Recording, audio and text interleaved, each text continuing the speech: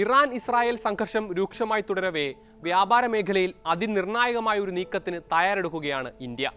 ഇന്ത്യയുടെ ചരക്ക് നീക്കങ്ങളെല്ലാം ബന്ദർ അബ്ബാസ് തുറമുഖത്ത് നിന്ന് ചബഹാർ തുറമുഖത്തേക്ക് കേന്ദ്രീകരിക്കാൻ കേന്ദ്രത്തിനുമേൽ സമ്മർദ്ദം ചെലുത്തുകയാണ് എക്സ്പോർട്ടേഴ്സ്.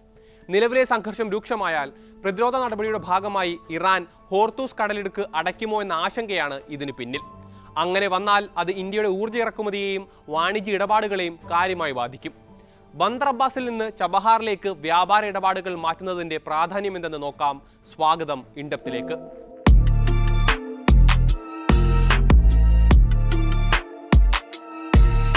വാണിജ്യ മന്ത്രാലയം വെള്ളിയാഴ്ച വിളിച്ചു ചേർത്ത സുപ്രധാന മീറ്റിംഗിലാണ് ബന്ദർ അബ്ബാസ് വിഷയം വ്യാപാര വ്യവസായ പ്രമുഖർ ചൂണ്ടിക്കാട്ടിയത്.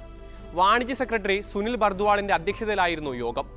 ബന്ദർ അബ്ബാസ് തുറമുഖം പ്രവർത്തനരഹിതമായാൽ ഇറാനിലേക്കുള്ള വ്യാപാരത്തെ മാത്രമല്ല അഫ്ഗാനിസ്ഥാനിലും മധ്യേഷ്യയിലുമൊക്കെയുള്ള ഇന്ത്യൻ നിക്ഷേപങ്ങളെ അത് കാര്യമായി ബാധിക്കുമെന്നാണ് യോഗത്തിന്റെ വിലയിരുത്തൽ.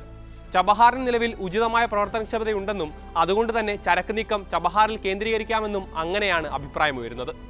ഏതായാലും ഷിപ്പിംഗ് ലൈൻ ലോജിസ്റ്റിക്സും ഡയറക്ടറേറ്റ് ജനറൽ ഓഫ് ഷിപ്പിംഗിൽ നിന്നുള്ള വിലയിരുത്തലുകളും വന്ന ശേഷമാകും അന്തിമ തീരുമാനം.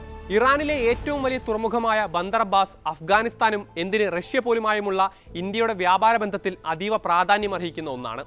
ഇന്ത്യയിലേക്കുള്ള എണ്ണ ഇറക്കുമതിയിൽ 80% ഹോർമൂസ് കടലിടുക്ക് വഴിയാണ് നടക്കുക.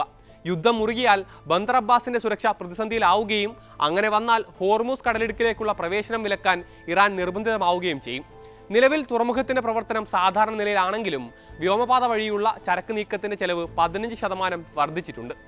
കൂടാതെ യൂറോപ്പിലേക്കും മെഡിറ്ററേനിയൻ കടലിലേക്കുമുള്ള സർചാർജും വർദ്ധിച്ചു കഴിഞ്ഞു. ഇന്ത്യയിൽ നിന്ന് ഇസ്രായേലിലേക്കുള്ള കയറ്റുമതി ഈ സാമ്പത്തിക വർഷം $2.1 ബില്യൺ ഇടിഞ്ഞിട്ടുണ്ട്. 2024 സാമ്പത്തിക വർഷത്തിൽ ഇത് $4.5 ബില്യൺ ആയിരുന്നു. എന്നാൽ ഇറാനുമായുള്ള വ്യാപാരം $1.4 ബില്യൺ നിന്ന് വ്യതിചലിക്കാതെ നിൽക്കുകയാണ്. ഇത് ഇടിയാതെ നോക്കണമെങ്കിൽ കൃത്യമായ അജണ്ടയോടെ മുന്നോട്ട് നീങ്ങാനാണ് എക്സ്പോർട്ടിംഗ് മേഖലയിലുള്ളവരുടെ ആലോചന.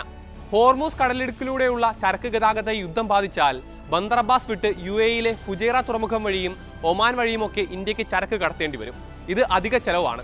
അതുകൊണ്ടാണ് ഇന്ത്യക്ക് കാര്യമായ നിക്ഷേപമുള്ള ചബഹാർ പോർട്ട് വഴി ചരക്ക് ഗതാഗതം നടത്താമെന്ന ആശയം യോഗത്തിൽ ഉയർന്നത്. അഫ്ഗാനിലേക്കും മധ്യേഷ്യൻ മാർക്കറ്റുകളിലേക്കും പാകിസ്ഥാൻ വഴിയല്ലാതെയുള്ള ചരക്ക് ഗതാഗതം മുന്നിൽ കണ്ടാണ് ഇന്ത്യ 10 വർഷത്തെ കരാറിൽ ഒപ്പിട്ടത്. ഇറാൻ വഴി മുംബൈയെ റഷ്യയുമായി ബന്ധിപ്പിക്കുന്ന ഇന്ത്യയുടെ പദ്ധതിയിലെ നിർണായക കണ്ണി കൂടിയാണ് ചബഹാർ തുറമുഖം. കഴിഞ്ഞ വർഷമാണ് ചബഹാർ തുറമുഖത്തിന്റെ നടത്തിപ്പിനുള്ള കരാറിൽ ഇന്ത്യ ഒപ്പുവെച്ചത്. ഇന്ത്യ പോർട്സ് ഗ്ലോബൽ ലിമിറ്റഡ് അഥവാ IPGL-നാണ് തുറമുഖത്തിന്റെ നടത്തിപ്പ് ചുമതല. ഊർജ്ജ സമ്പന്നമായ ഇറാന്റെ തെക്കുകിഴക്കൻ തീരത്ത് സിസ്റ്റാൻ ബലൂചിസ്ഥാൻ പ്രവിശ്യയിലാണ് ചബഹാർ തുറമുഖം സ്ഥിതി ചെയ്യുന്നത്.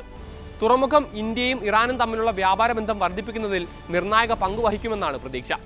7200 കിലോമീറ്റർ ദൈർഘ്യമുള്ള അന്താരാഷ്ട്ര ഉത്തര ദക്ഷിണ ഗതാഗത ഇടനാഴിയിലെ പ്രധാന ഹബ്ബാണ് ചബഹാർ. ഈ തുറമുഖത്തിന്റെ നിർമ്മാണ പ്രവർത്തനത്തിൽ ഇന്ത്യ നേരത്തെ തന്നെ സഹകരിച്ചിട്ടുമുണ്ട്. 2024-25 വർഷത്തേക്ക് വിദേശകാര്യ മന്ത്രാലയം ചബഹാർ തുറമുഖത്തിന് 100 കോടി രൂപ അനുവദിച്ചിരുന്നു. ഒമാൻ കടലിലേക്കും പേർഷ്യൻ ഗൾഫിലേക്കും സുഗമമായി പ്രവേശിക്കാവുന്ന പണ്ട് മുതൽക്കേ വാണിജ്യത്തിന് പേരുകേട്ട തുറമുഖമാണിത്. തെക്കേ അഫ്ഗാനിസ്ഥാനിലെ സാബൂൾ ഇരുമ്പ് ഖനികളെയും ചബഹാർ തുറമുഖത്തെയും ബന്ധിപ്പിക്കുന്ന 560 മൈൽ നീളമുള്ള റെയിൽപാത ഇന്ത്യയുടെ സഹായത്തോടെ നേരത്തെ നിർമ്മിച്ചിട്ടുണ്ട്. 2003 മുതൽ ഇന്ത്യയും ഇറാനും തമ്മിലുള്ള ചർച്ചയിലെ പ്രധാന അജണ്ടയാണ് ചബഹാർ തുറമുഖത്തിന്റെ വികസനം. ചൈനീസ് മാതൃകയിൽ ഇറാനിലെ തുറമുഖം വികസിപ്പിച്ച് വ്യാപാര മുന്നേറ്റം നടത്താനാണ് ഇന്ത്യ ലക്ഷ്യമിടുന്നത്.